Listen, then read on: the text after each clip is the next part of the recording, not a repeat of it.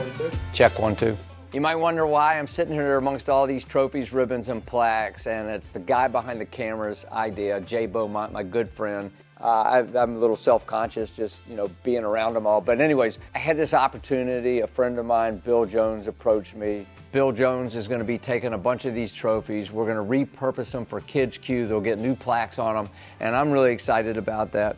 And Jay Beaumont said, before you get rid of those trophies, I would like to document them and photograph them. So that's why we're here.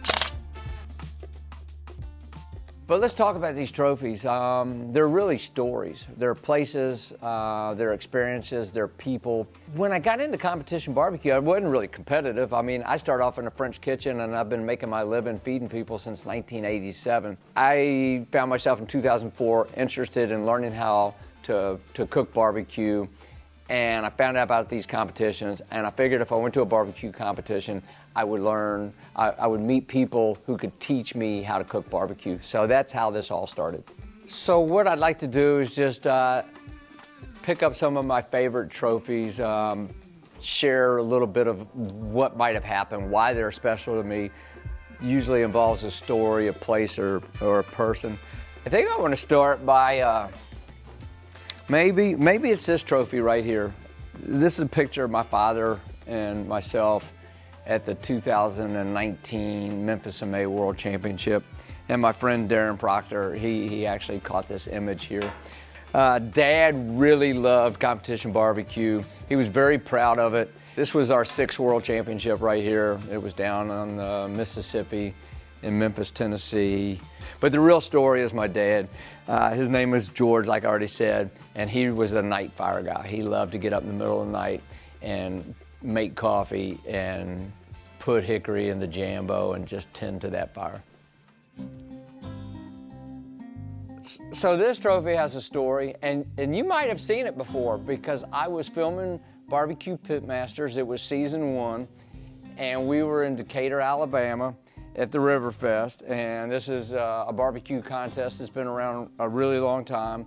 For those of you that don't know, this is Chris Lilly and Big Bob Gibson's town in which they come from, and I don't remember how many episodes we had filmed so far for Barbecue Pitmasters back then, but I was really struggling on brisket. I felt like I needed to make a change, and so I did a new recipe at this competition. And we were so busy filming Barbecue Pitmasters that I didn't have a chance to practice it. And I don't usually go to a contest and do a recipe new for the very first time. But my brisket was doing so poorly, I didn't feel like I had anything to lose. So the cameras are there, the cast is there. We got Jamie Geer and Johnny Trigg and Leanne and Harry Sue and Myron Mix and all everybody that was doing Barbecue Pitmasters. I do a new recipe, we go to awards, the camera's on me, I'm all mic'd up, and they go all the way through 2nd place in brisket, and then they call 1st place brisket, and they call it Cool Smoke. So we won it that day, and it turned out. Like I said before, all these trophies are stories. This trophy here has so many stories. First of all, we had to drive from Richmond, Virginia up to New York City to compete in this competition. It was the Kingsford Invitational, and it was going to be a winner-take-all, $50,000. And I had some of my friends there, some really great pitmasters. Chris Lilly was there, Billy Durney was there from Hometown Barbecue, Jamie Geer was there. There was a bunch of really good pitmasters there. I think Amy Mills and Melissa Cookston were 2 of the judges that day. Anyways, that day, it worked out for us. My wife was there, so she was very happy because usually barbecue cost us money. But on this particular day, we got a check. My dad was thrilled. Actually, I think my dad got a car out of the deal because I ended up going back home and getting him a car. So one of the few times where a competition barbecue actually, made us a little bit of money because usually it's very expensive. So anyways, thank you, Kingsford, and that was a good day. I love to teach. I've always liked to teach long before barbecue.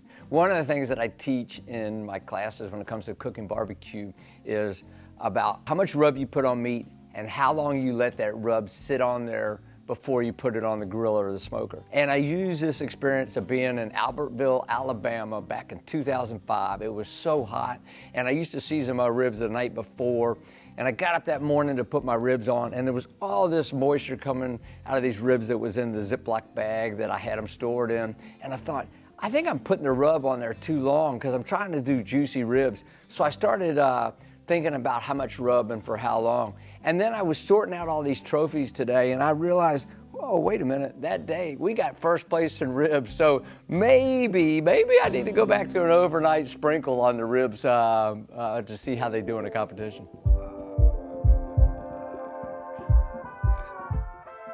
When I found out about competition barbecue and I started doing competitions, I also found out about the American Rule Invitational, which is a world championship barbecue contest. And the only way you can cook in the American Rule Invitational is you have to win a grand championship that year in order to qualify. And I remember, this is a whole nother story for another day, but I had made a business proposal for my wife one day because I was trying to convince her to let me buy a Jambo pit. But anyways, it was a dream of mine to be able to go cook the American Rule Invitational one day, and that was something that I put in this business proposal to my wife, trying to convince her to let me buy a Jambo. And so in 2013 at the American Rule Invitational, we were fortunate enough, my dad and I, to win our first world championship that day. And there wasn't an image taken of me and Dad not crying. I got so emotional because I thought back on the history of just hoping to one day qualify and be invited. And so to win it, I could have never ever imagined winning the American Rule Invitational. So I'm an emotional person. I mean, cooking for me is there's a lot of heart involved, but this was the first world championship, and it was just my dad and I cooking. And if you see any pictures, I don't think there's any with me not crying. The Jack Daniel's World Barbecue Invitational in Lynchburg, Tennessee. 2013, we won the American Rule Invitational. 2 weeks later, we head to the Jack. And it was gonna be really cold that day. I told my dad, I said, I want you to run the pit 25 degrees hotter than normal, because it was gonna get down to 27 degrees Fahrenheit in the holler, and it's right beside the creek and Mulberry Creek, and I knew it was gonna be cold. My ribs were tight that day. You gotta turn in 7 ribs, and it was all I could do to find 7 tender ribs. I had 4 racks of ribs that I cooked. The presentation wasn't great because they were coming from all different racks. Everybody that day that on the team, my wife included, that tried the ribs that I didn't turn in, they all said the ribs are tough, the ribs are tough. And I said, I know, I said, but I think the 7 that I put in are pretty tender. We went to awards that day, and we got some calls. And Johnny Trigg, he was actually, he was sitting up front, and Johnny got up and he started walking back to where I was standing because I think he was coming back there to congratulate me. But I've seen him jinx people before that way. So I got up and moved. I walked away, and I'd finished all my water. I couldn't even breathe, and my mouth was dry. And anyways, they started calling from top 10 up, and they got through reserve grand champion. And we had gotten 3 calls, but no brisket call. And I was thinking, how bad is brisket? And anyways, they called us Cool Smoke that day, 2 weeks after winning the Invitational, winning the Jack Daniel's for our 2nd world championship. In 2006, my wife and my son, Sam, we got in the RV and we drove down to Albertville, Alabama, which is a great contest. It's no longer around, but it was always so hot down there. It was like, it took place, it was like in the summer, and it was blazing hot, and it was on asphalt. We went to awards, and they were calling only the top 5, so they were calling 5 through first, chicken, ribs, pork, and brisket. And we were getting some calls. You know, they would call Cool Smoke, and Sam and I would go up to the stage, and we'd get like a 5th place chicken or 4th place ribs. And we'd go up there and we'd get a check, but we wouldn't get a trophy. And Sam was so disappointed. And we went and sat down, and Myron Mixon and Johnny Trigg, they were getting a number of first places that day, and it was looking like it was going to be one of the two of them winning. And my son was so disappointed. He didn't care about the money. He just wanted a trophy. So they get into brisket, and they call fifth all the way up to first place. And when they get to first place brisket, they call Cool Smoke. So Sam and I, we go up there, and we get this trophy, and I give it to Sam, and he's so excited. And we go and we sit back down, and then they start calling the top 5 for the contest.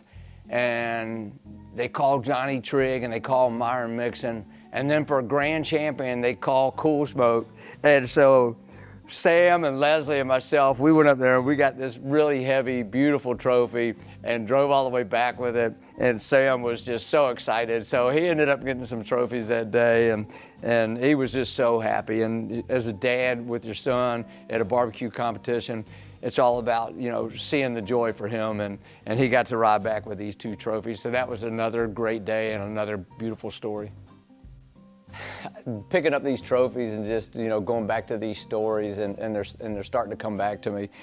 And this was in 2011, and we were not invited to the Jack that year. We didn't make it into the Jack.